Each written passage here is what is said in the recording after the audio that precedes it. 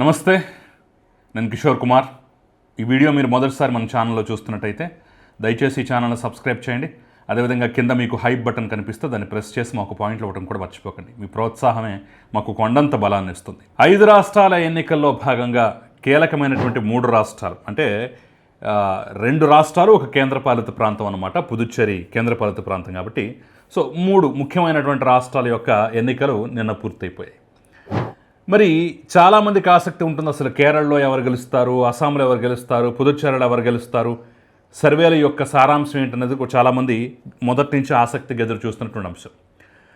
తాజాగా అయితే exit poll survey report అంటే ఈ 3 రాష్ట్రాలు కేరళ, పుదుచ్చేరి, అస్సాంకి సంబంధించి ఈ 3 రాష్ట్రాల యొక్క ఎగ్జిట్ పోల్ సర్వే రిపోర్ట్ని నేను మీ ముందు ఈ వీడియోలో ప్రజెంట్ చేసే ప్రయత్నం చేస్తాను. పల్స్ టుడే సంస్థ, పల్స్ టుడే రాజా గతంలో కూడా మనకు అనేక సర్వేలను ఎక్స్క్లూజివ్గా అందించారు. ఆయన తన ఎగ్జిట్ పోల్ రిపోర్ట్ని నిన్న సాయంత్రమే నాకు అందించాడు. సరే, నిన్న వేరే పనుల వల్ల కొంత వేరే వీడియోతో ఎంగేజ్ అయి ఉండటం వల్ల నాకు టైం కుదరలేదు కాబట్టి ఈరోజు ఫ్రెష్గా ఈ వీడియోని మీకు అందించేటువంటి ప్రయత్నం చేస్తున్నాను.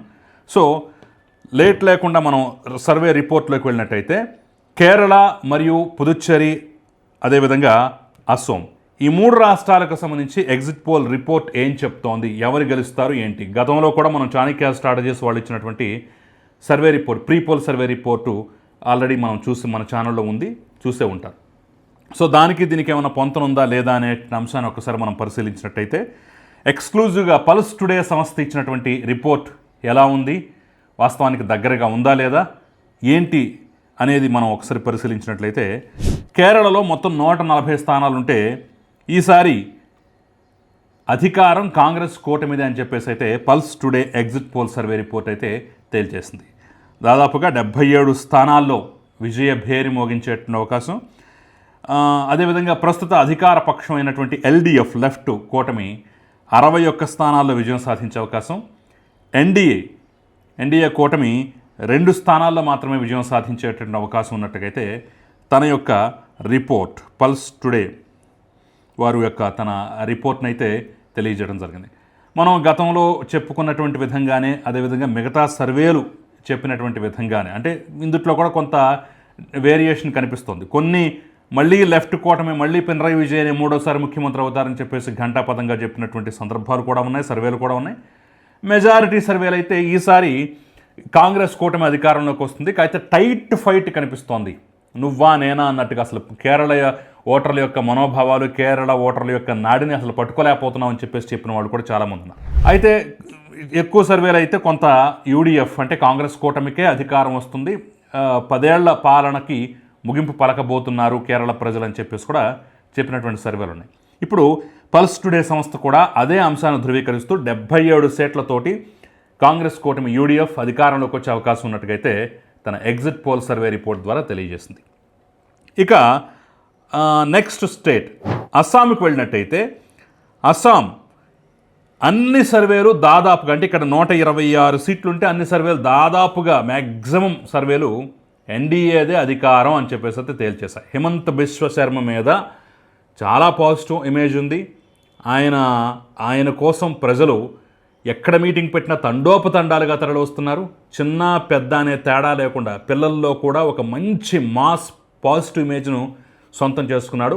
మరొక్కసారి ఆ కోట మీద అధికారం అని చెప్పేసి అన్ని సర్వేలు ఘంటాపదంగా చెప్పిన నేపథ్యంలో ఇప్పుడు పల్స్ టుడే యొక్క ఎగ్జిట్ పోల్ సర్వే కూడా అదే చెప్తోంది.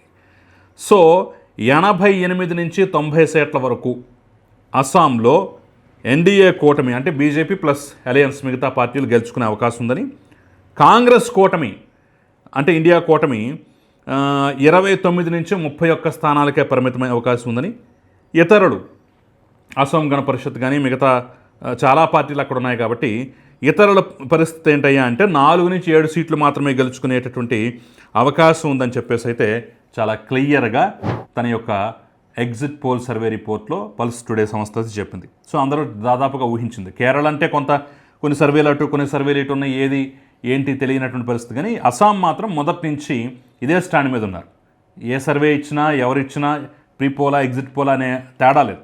మ్యాక్సిమం అందరూ ఎన్డీఏ, అది కూడా మెజారిటీ సీట్లు, మంచి సీట్లు, అసలు వేరే వాళ్ళ మీద ఆధారపడకుండా అద్భుతమైనటువంటి సీట్లు. ప్రతిపక్షాలకి నామమాత్రం సీట్లు మాత్రం వచ్చే అవకాశం ఉంది, మెజారిటీ సీట్లు గెలుచుకునే ఛాన్స్ వీళ్ళకే ఉందని చెప్పేసి అయితే ఘంటాపదంగా కొండ బదులు కొట్టాయి. సో మరొక్కసారి హిమంత బిశ్వ శర్మ తన మ్యాజిక్ని రిపీట్ చేయబోతున్నాడు అని చెప్పేసి అయితే చాలా క్లియర్గా ఈ యొక్క ఎగ్జిట్ పోల్ సర్వే యొక్క సారాంశం అనమాట. ఇక నిన్న జరిగినటువంటి మరొక రాష్ట్రం, కీలకమైనటువంటి దక్షిణాదిలో ఉన్నటువంటి మరొక రాష్ట్రం పుదుచ్చేరి. సో పుదుచ్చేరిలో 30 సీట్లు ఉన్నాయి.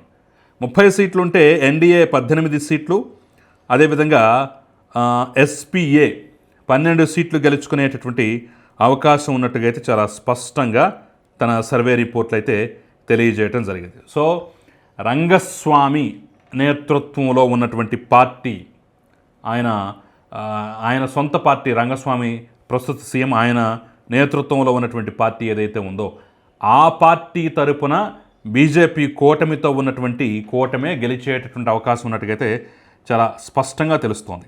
So all India NR Congress అనేటటువంటి పార్టీకి ఆయన అధ్యక్షుడిగా ఉన్నాడు.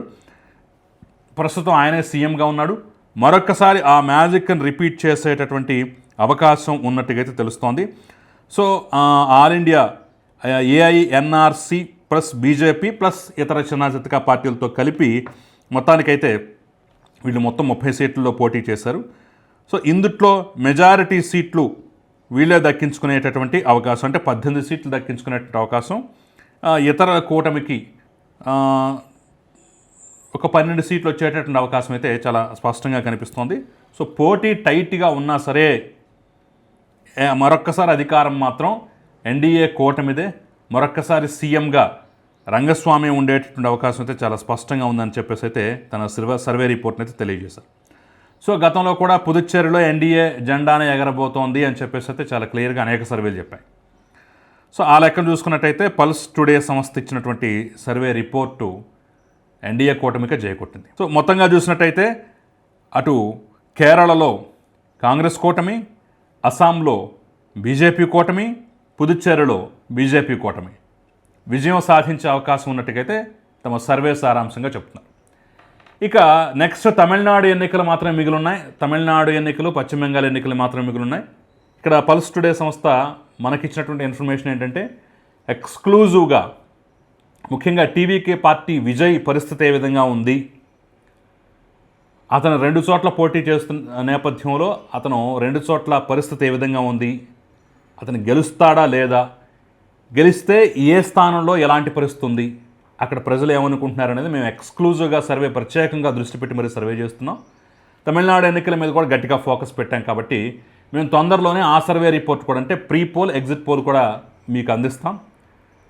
కాబట్టి దాన్ని కూడా మీరు దయచేసి మీ ఛానల్లో ప్రజెంట్ చేయాలని చెప్పినటువంటి నేపథ్యంలో తప్పకుండా మనం అవకాశం కల్పిస్తామని కూడా చెప్పడం జరిగింది. సో తొందరలోనే టీవీకే పార్టీ ఎలాంటి పర్ఫార్మెన్స్ చూపించబోతోంది, ముఖ్యంగా విజయ్ 2 స్థానాల్లో పోటీ చేస్తున్న నేపథ్యంలో ఆ 2 స్థానాల్లో పరిస్థితి ఏ విధంగా ఉండబోతోంది అనేది పల్స్ టుడే సంస్థ ద్వారా మనం ఎక్స్క్లూజివ్ సర్వే రిపోర్ట్ని అయితే అందజేయబోతున్నాం. సో తొందరలోనే ఆ వీడియో కూడా నేను మీ ముందుకు తీసుకొచ్చే ప్రయత్నం అయితే చేస్తాను. మరి ప్రస్తుతం ఉన్నటువంటి ఈ 3 రాష్ట్రాల ఎగ్జిట్ పోల్ సర్వే రిపోర్టులపై మీ అభిప్రాయం ఏంటి, మీరేమనుకుంటున్నారు అనేది కూడా నాకు కింద కమెంట్ రూపంలో తెలియజేసే ప్రయత్నం అయితే చేయండి. అట్ ద సేమ్ టైం ఇది నిజమవుతుందా కాదా అనేది రేపు రిజల్ట్ రోజున ఖచ్చితంగా చూసే ప్రయత్నం చేద్దాం. మనం ఇప్పటివరకు ఇచ్చినటువంటి ఈ 2 సర్వే రిపోర్ట్లో వాటి పరిస్థితి ఏంటి, ఎంతవరకు నిజమయ్యాయి, వాళ్ళ యొక్క సీట్ల లెక్కలు, వాళ్ళ యొక్క అంచనాలు, ప్రీ పోల్ ఎగ్జిట్ పోల్ ఎంతవరకు వాస్తవానికి దగ్గరగా ఉన్నాయి, వాళ్ళు ఎంతవరకు సక్సెస్ సాధించారనేది కూడా ఫలితాలను బేస్ చేసుకుని కూడా మరొక విశ్లేషణ అందించేట ప్రయత్నం అయితే నేను చేస్తాను ఫలితాల తర్వాత. సో ఈ వీడియో మీకు నచ్చినట్టయితే 10 మందికి షేర్ చేయండి. Thank you very much.